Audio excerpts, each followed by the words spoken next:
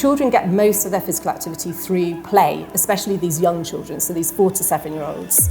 And when they're playing, there's that sort of social interaction. They are physically and emotionally involved in the plays that they're doing. And they have that sort of sense of autonomy. And that sense of autonomy that you get from being physically active and playing is really important for well-being.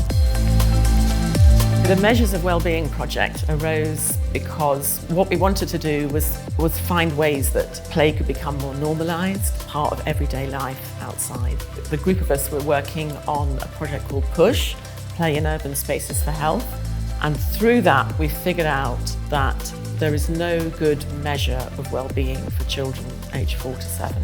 We then developed a Grand Challenges project to develop a measure ourselves. We took an interdisciplinary approach to this project because we were developing a well-being measure for children, and well-being sits within psychological theories as well as sociological theory. We needed individuals from the built environment who develop interventions for outdoor play, and then we also needed individuals working in educational contexts like schools, because that's where the intervention will be. It was really important for us that the wellbeing measure had some involvement of what children themselves thought. We came up with 12 different statements covering different dimensions of children's wellbeing. Some of the statements are asking about children's emotions and how they feel after playing. Some of them are asking more about the activities. So for example, I feel happy, and it will read it out to the child, and then they will choose which one applies to them after having played outside.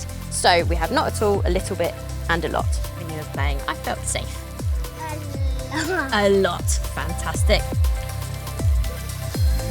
This wellbeing measure can be used for children to self-report their well-being, and it can be used in different contexts, and it can also be used by different researchers and different scenarios to be able to understand the impact of their work on children's well-being.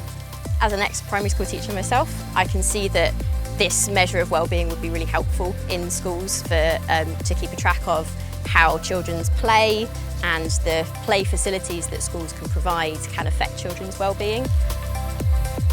Currently we're developing a new project, so we want to try having play in urban spaces for health, and we want to assess how that affects children's sense of their own well-being and their physical activity and so on.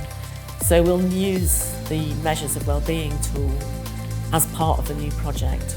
In the future, we see that there could be a number of different uses for our measure. For example, we think that educational settings, maybe nurseries or primary schools, could use the tool to quickly capture how children experience outdoor settings.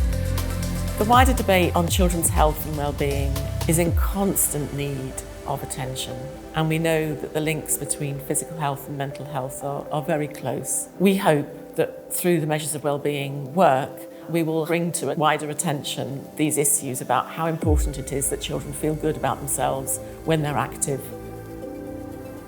Universities should invest in projects like this because often we need these early phase research in order to be able to build bigger and better research programmes.